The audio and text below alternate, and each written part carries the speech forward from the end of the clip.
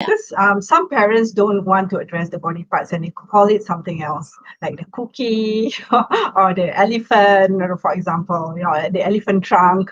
So we have these terms to replace the actual word of to name the private parts. So sometimes when it can be troublesome because when the child experiences sexual abuse, okay, and then the child talks about cookie, and talking about elephant trunk, they wouldn't then the parents wouldn't know that your child has been sexually abused, because you're not using the right.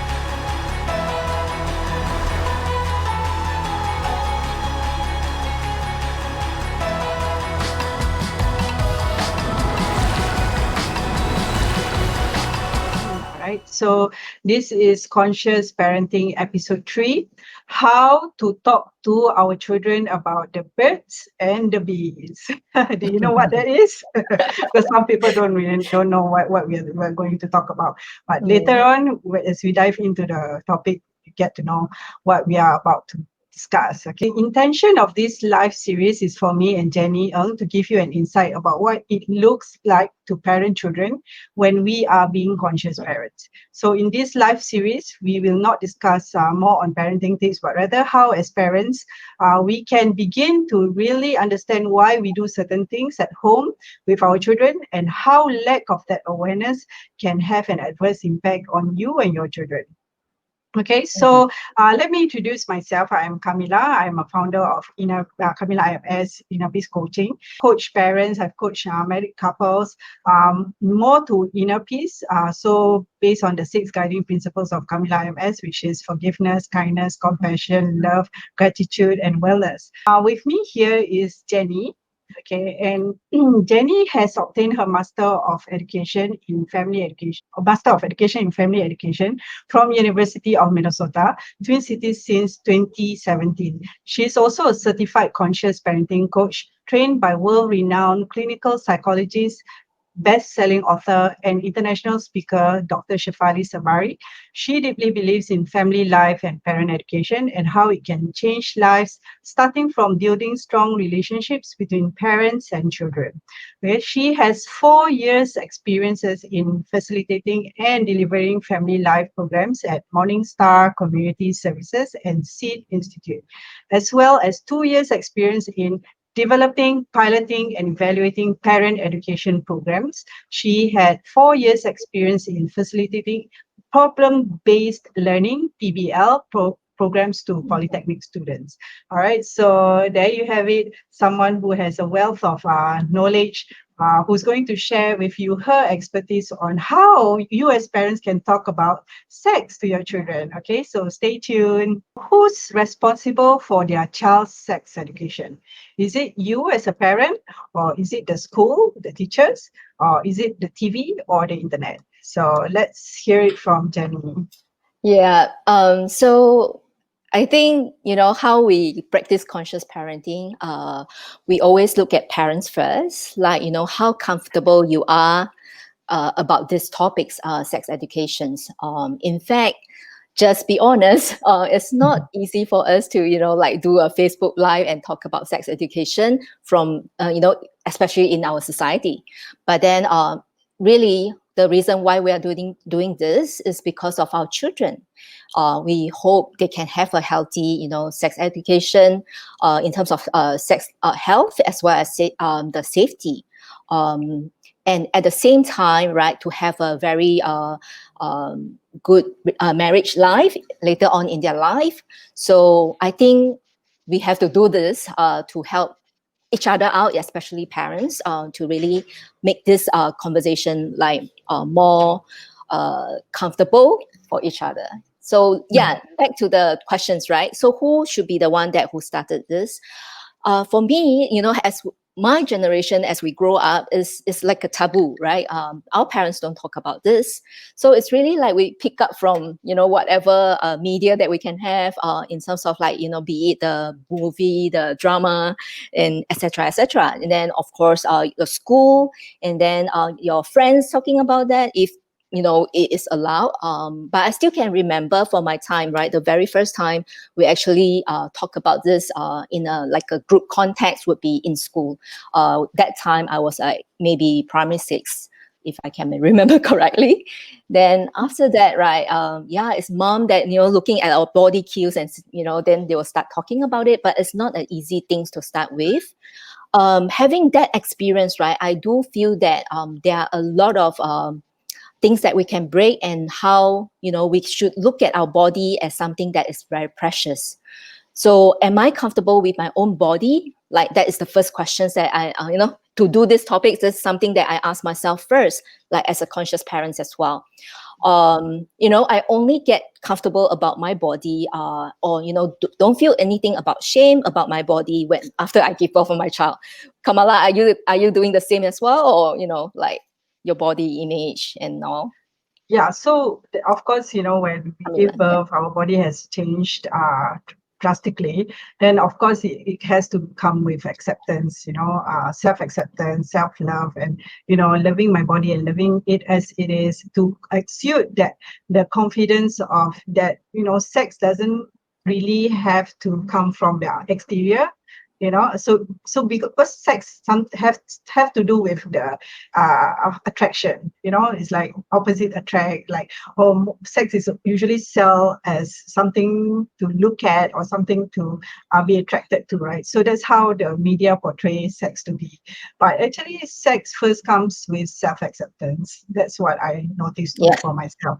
Right. So that's right. when I first accept myself, my bodily functions, then I can talk about sex comfortably with my children. Yeah, Yeah. And it's not a also, right, taboo. Yeah. and also, right, how we introduce, like, when our baby is young, or, when they are toddler and things like that, we start singing the song, head and shoulder, knee and toes.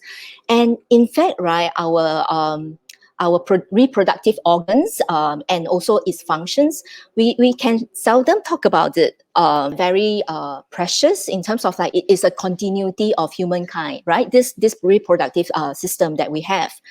It should be part and parcel of, like, our body parts, and we should be able to, like, introduce these parts to our children when they are young, right? When we talk about eyes, nose, mouth, and then why not, vagina, penis, and all that is part of the body's parts, and these are very important parts for humankind to reproduce.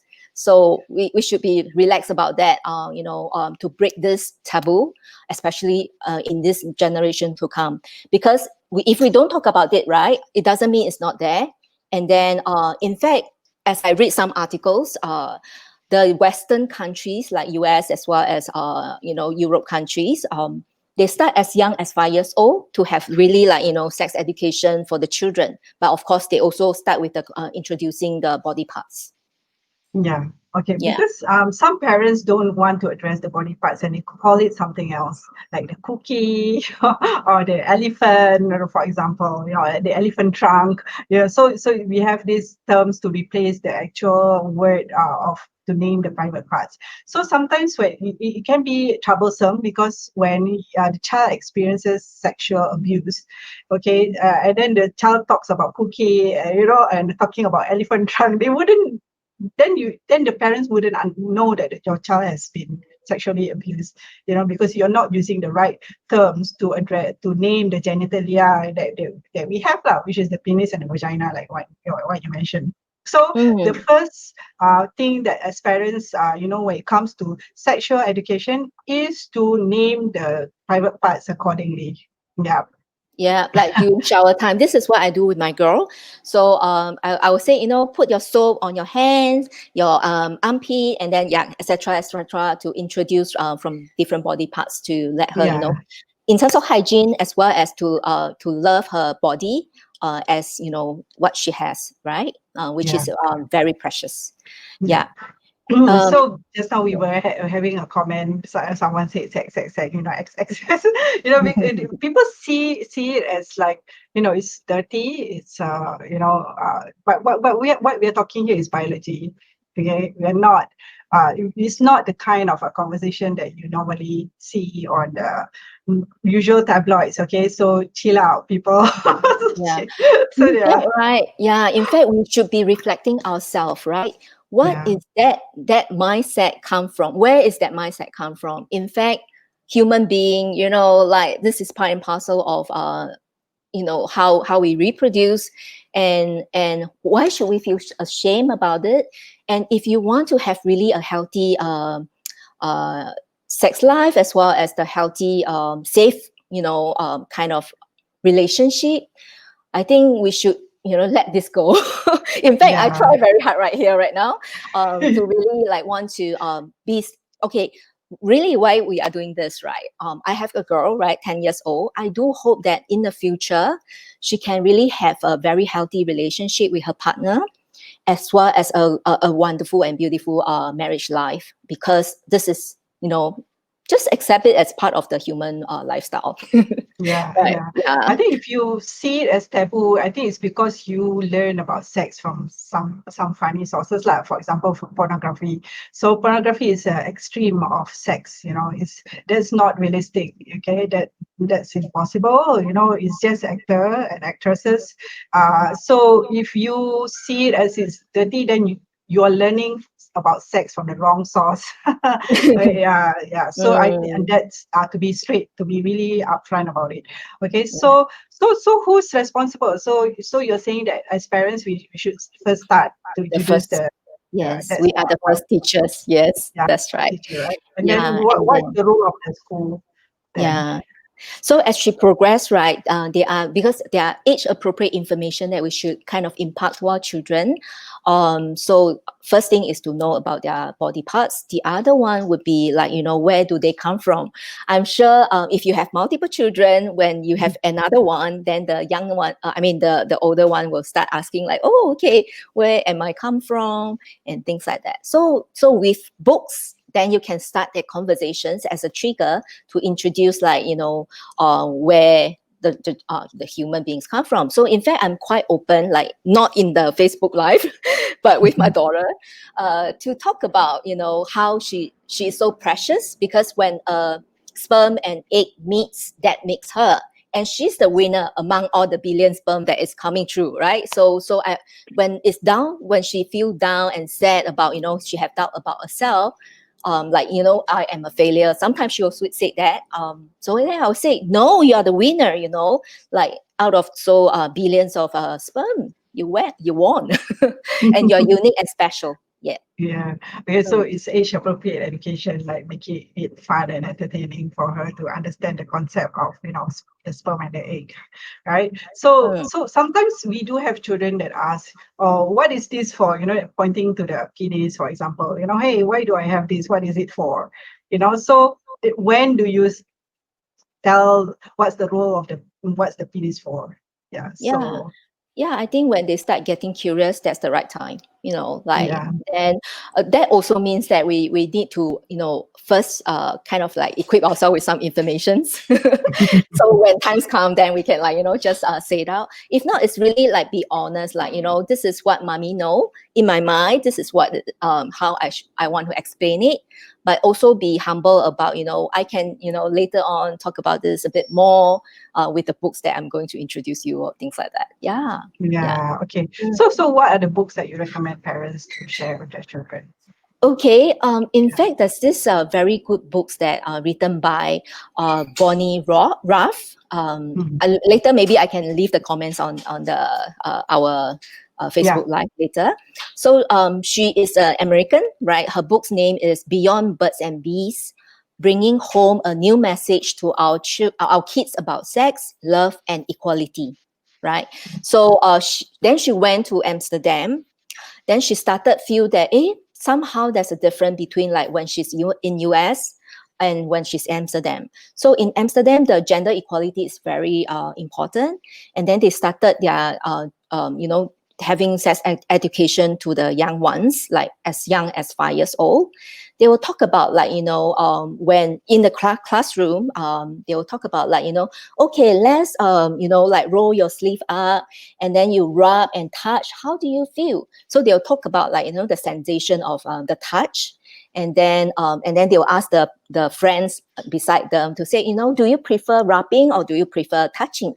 Then, because they prefer one and then they realize that, hey, the other person actually prefer another one. Then they start realizing there's a differences between the touch. And then can we, respect that differences? And can we respect also there is a boundary of, the body positivity, right? So if the person doesn't like to be touched in that way, can you then, stop? So there's a respect in there, since young, and the conversation is pretty open in terms of that, what she observed in Amsterdam. Yeah. And along the way, I think she also observed that the gender equality is pretty much like, men and women are seen the same. They are not like, in US, as she said it, objectified the women. And somehow it becomes like, the different, when we talk about sex, it's different meaning. So I think that a lot influenced by the movie as well as the drama or media. Yeah, correct. Yeah. And also, right, they also introduced like baby, as young as like, like when they change diaper, they'll talk about the parts, and it's very normal about the bodies. And also begins with kindergarten, as I mentioned earlier, and puberty, no surprise, because they are all, like part and parcel of the school curriculum in terms of like introducing that, as well as the questions like is welcome at home at the dinner table to talk about it, because it's nothing like to hide about, in those culture. Yeah. Yeah, I mean, like here in this culture, we are a bit reserved to talk about it over dinner table. Some find it very offensive. Okay, but of course, it doesn't matter whether you say you have an open conversation on a dinner table, or before bed, or or during lessons. Yeah, so do what's comfortable. But the most important thing is to have an open conversation about it when your child is ready to starts to ask questions. The last thing that we want to do is to lie to them about what their genitals are for.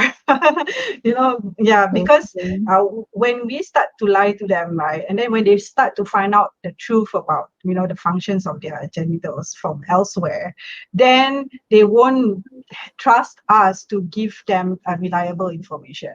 Then they would continuously seek for information that could that could be open about what is the function of their genitals, and about sexual intercourse and everything else. And then the last thing we want is for them to have a pervert point of view about sex. Yeah, so that's the last thing we want. And then of course we also want to address the different cultures that we live in a very multiracial country, and of course some family or some cultures say it's a no to talk about it, because it's completely out of bounds. You shouldn't talk about it, you shouldn't think about it. You only think about it once you are married and ready to settle down, at that age. So basically no talking about it. So that is the reality of some cultures here. Yeah, and you just reminded me, right? It's more than also the body, which is like physical. It's also the emotional side of love and belongingness. That's how this sex represent, right? If you have a healthy sex lifestyle, then you are showing love, right? And are we able to really respect the partners, and show that tender, the intimacy, the right intimacy with the partners as well. So this author also talk about the teenagers in Amsterdam. So she talked about this country, Amsterdam, right? So she said there's a statistic shared, like the US teenagers, like they are also from Amsterdam versus the Amsterdam teenagers.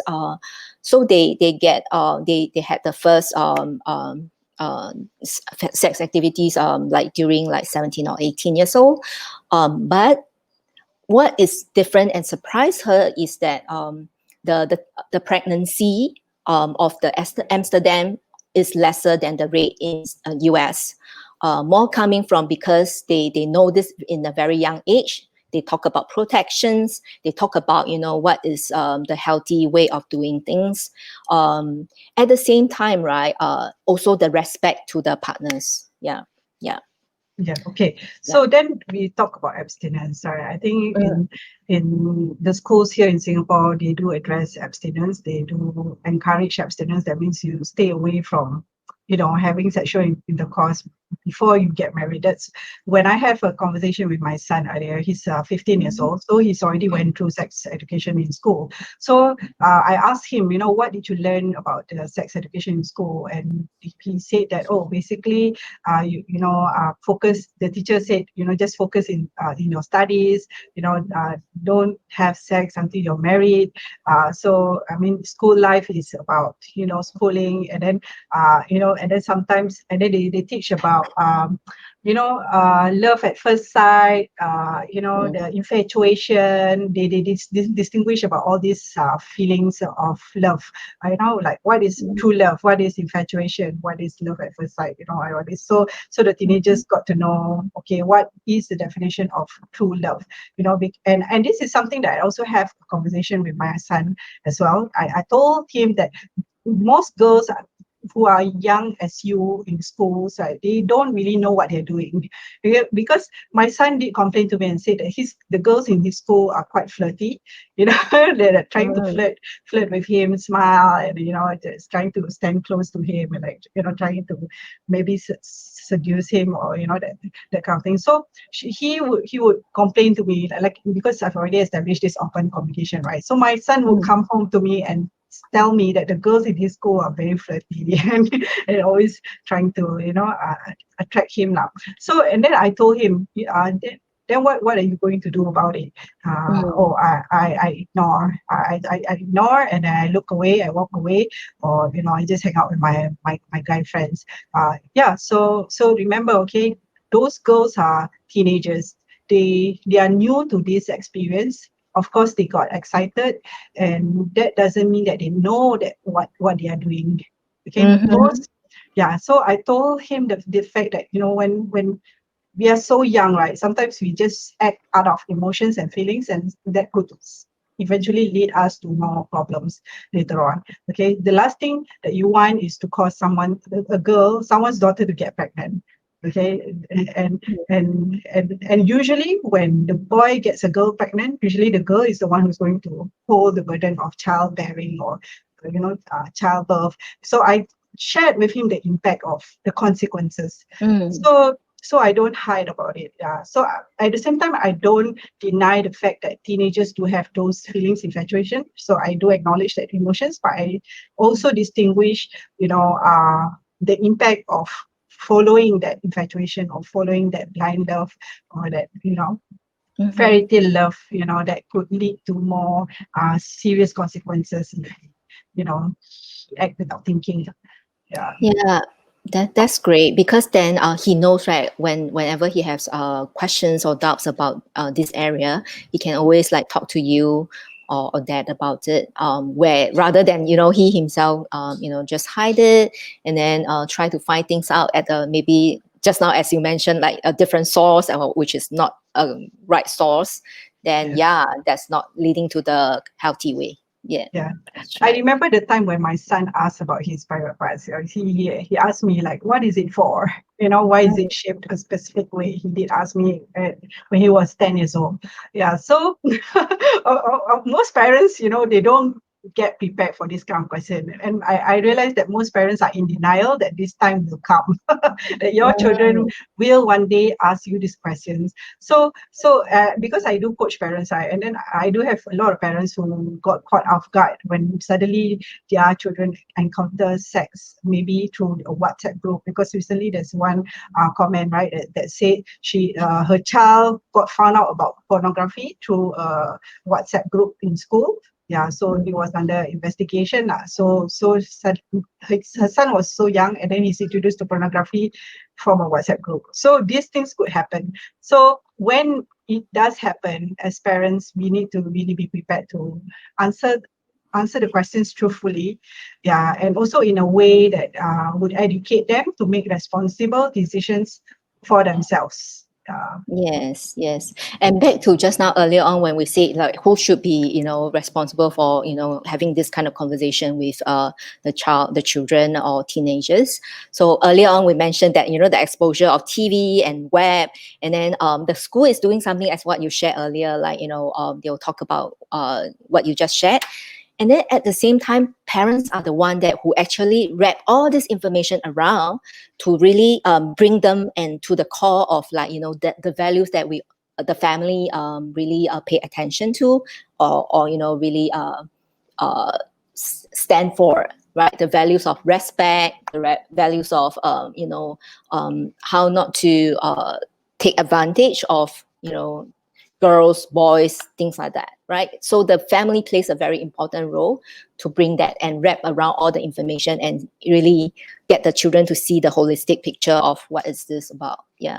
Yeah, again, it goes back to how comfortable you are when it comes to talking about sex. Because if you Yeah. yourself find that it's such a taboo topic, and if you are also struggling with body image, struggling about sex, you don't have any good experience when it comes to sexual relationship with maybe your spouse Mhm. or your relationships, then it will impact the conversations that you're going to have with your children. So be Yeah. clear, like what we said upfront, be clear that it's just biology and it's human nature, it's normal. Share with them the facts and then share with them the consequences of any actions that they think that they make. Yeah, come from the big picture first, right? Mm. Human being, reproduction, and the continuity of mankind. Then slowly get down to the day to day. How do we, share the conversation? It's definitely not a one time off kind of conversations. It's like progressive as they, growing up stage. There are different information that is suitable for them to absorb. Yeah. Yeah. Earlier on, I also check out like what MOE is sharing with the children. So actually, as young as P5, they would also do some kind of sex education. I don't know whether it's some kind of lesson or just a talk.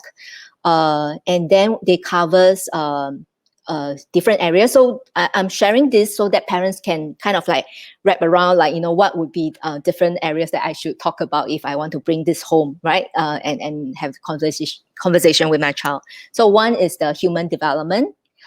So then it's really like your physiological change, your puberty, as well as your emotional, how it affect your emotions, right? Then the other one would be the interpersonal relationship. Then what is the value in terms of relationship, like your friends, family, and like acquaintance, right? So what are the differences, and how do we interact with one another? That just remind me, right? In fact, that book that I mentioned earlier, they say, so the author say in Amsterdam, like older children, they will talk about, there are different type of love, like, parents love, grandparents love, friendship, and etc etc. So they bring it up like a discussion so that children are, distinctively know which love, and for like, with different people. Yeah.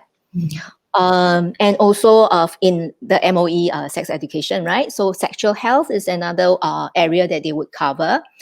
So it's about the information, the attitudes, and promote like sexual health, as well as the unwanted consequence you were saying because of the sexual behavior that is uncontrolled, right? And not consciously think about.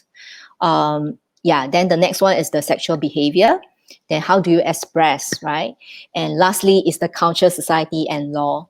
And here, of course, we haven't talked about the gender preferences and all that. Yeah. So this is something that the school will bring in. Yeah. Mm. So I think right today, right, we are more exposed to sexual topics. Like we have all these kind of channels on social media, and children have easy access to that. So we want to impart the right knowledge to them first and foremost before they go into the dark web to find out Mm. about this topic. Okay, so let's go on to the next topic, right? So how do we know how comfortable we are in talking about our sexuality? Um, I guess I think you and I earlier were saying that we kind of like have to think through it ourselves how comfortable we are with the topics, and then uh, and then actually there are ways to do it. You can actually practice it with somebody else, like with your husband, to talk about it first. Like that you're going to talk about different topics with the different age group of children. Then you say it out. Practice first, and then yeah, hopefully you'll feel very comfortable. And when you talk about it, it's like something that is natural. Make eye contact and things like that. Yeah, yeah. Mm. Making eye contact is very important, yeah, because when when we when we act weird about it, right, around our children, then our children will think that, oh, this is a very interesting. It will cause it will intrigue them further. You're like, why is my mommy so abashed about about this topic? Then they would like, be even more curious. But if we look into their eye and we say it as a matter of factly, right, then they will be like, they will have a conviction. Oh, okay, that's the information that I need to take it seriously. Yeah, Yes, yeah. I think yes. the message, how you convey the message. Yeah, and then also I remember when my son hit puberty. Mhm. When for the first time that he ejaculated, right? So he didn't know what it was, and I didn't know. I'm a woman, right? So I didn't know how to exactly talk about it. I have no idea what's it like. So I actually talked to my husband to uh to to my son's father to talk to him lah about it, because it's man to man talk is more meaningful, I think. Because I think if your child is a boy, it's best that they can talk about it to their father. Yeah, if Mhm. it's a woman, if it's a girl, when it comes to menstruation and all that, right, they would be Mhm. more comfortable talking to their mom. Yeah. Mhm. So I mean, if let's say a father figure is not around or a mother figure is not around, find someone who's also, like a relative, who's an aunt and uncle, can Yeah. talk about it comfortably to the Yeah, children. good point. And something to add to that also, like, so then after we talk about, mom to girls and dad to boy, I think we also want to share a bit of girls' information with the boy, and dad share a bit of information with the girl. Or if mom can, get the information from daddy, because sometimes father may not be comfortable talking to the girls about this. Yeah, then we can also bring the information about the boy to the girls, because Yeah. like for example the menstruation, right? So if the boy knows it, then it's something part and parcel of the biological physiological change and hormone, right? Then they won't feel like like those kind of faces in front of a girl, Yeah. and girl will feel like so sad, or make it something like very shameful, but actually it's not, right? It's just a Yeah. biological things. Yeah. Yeah. Like, I mean, if we are a mother and then we are shameful about our menses around our sons, for example, then they would see it as something disgusting and not natural, not normal. Mm. But if we accept that it's normal and it's natural, then our son can also accept that it's normal and it's natural for women to menstruate. Right. So okay, we have a few comments here. Irma Niza Jamal said that she taught her girl to identify her private as soon as she knows how to talk. Yeah, that's what you did too, right, Jenny? Yes, Yeah. I did. Mhm. Okay, Alvin Lau said hello, hello. Okay, Hi. all right. So then the Yeah. next, yeah, you have Yeah, go something. ahead. Yes, yes. Okay, so when it comes to sex education, right? So we've already covered that. Okay, so what should be covered when we talk about sex overall in general? What should be covered? Okay, Mm. so maybe we just a bit of summarize what we have said, and add on to some things that we have not covered. So yes, age appropriate introduction of body parts. And in fact, as young as the child can talk, you can already introducing the different parts as like part and parcel of eye, ears, shoulder, that kind, right? So second would be like the like where do they come from, the sperm and egg, and is a part and parcel of reproduction of humankind. And then after that, right, which is also like the body boundaries, like the touch, right? What is appropriate touch and what is not appropriate touch? In fact, we can also ask the child, right? If they don't want to be touched, it's fine too, because remember how the love languages, physical touch is one of them, but not all people can, like physical Mm. touch. So we actually can get, like, to just respect the child, can I kiss you, for example? I mean, more coming from, like, if they meet new friends and they want to go and kiss some new friends, right? Then, but we have to ask permission first. Can I kiss you? If the other child say yes, then of course, then it's okay. But yeah, we don't force our children to accept, whichever that we think, they have to accept, right? We have to ask the child permission. So that is the touch. And also, right, the body boundaries, at the same time, is also, like the body arousal as well as the self-touch. In fact, I mean, not we if we don't bring in the religion part of things, right? In the science, body, this is quite healthy in a way, like, to let the children know it's okay, but then, it's not to the extent that you find, it'll interrupt their lifestyle and all that. Then we have to seek professional help, right? So that's Yeah. the other one that we want to cover as well. Yeah. But of course, we have to say that those touch, in terms of self touch and all, it has to be in a private area. It's not for public. Yeah. Yeah. Okay. Mm. So it's not like we are encouraging masturbation, No. right? Yeah. It's Encouraging not making masturbation. them wrong. Yeah. Yeah.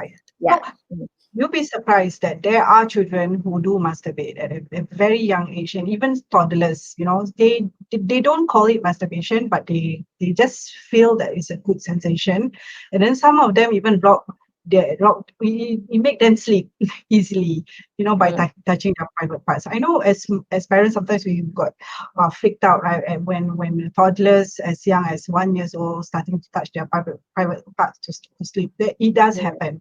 Okay, but from an adult language, we call it masturbation and it's sexual. But from a children's perspective or point Yeah. of view, nothing sexual at all. To them, it is normal if they found something that made them feel good. And Yeah. yeah, so of course we want to, as much as possible, we want to like refrain them from doing that, because otherwise it may be a habit, like it might be a bad habit, or they might do it in public. We don't want that, right? Yeah, so Mm. of course we train them to to find ways to self-soothe themselves instead of touching their private parts. And also, Mm. so the point is, don't make them wrong if they're so young. Sometimes you go into caning, or or scolding Mm. them, then you are denying their feelings and emotions. Then Mm. you give them a wrong signal to think that, oh, it's not okay to feel great about my body, or to accept my body as how it's feeling. Yeah, yeah. So we don't want to give Yeah. wrong signals. Yeah. Yeah, So from yeah. the Western articles, in fact, right, they describe it as, like, it's how the brain function, like goosebump. Like when we are cold, there is a goosebump. So it's reacted by the brain, and then so for the touch, is like, yeah, as what you mentioned, like when they feel good, of course they want to have more like pleasure, but in a way that don't make them wrong is definitely something that we want to try not to make this like very shameful. But yeah, it's a body reaction, in fact. Mm. Yeah. Okay. Mm. So if Yeah, we and just one last note there. In fact, one article was saying that it's just like, thumb sucking. So as what you mentioned, right, the very young age, that in fact they thought that, it's part and parcel of making them to self-soothe. Yeah.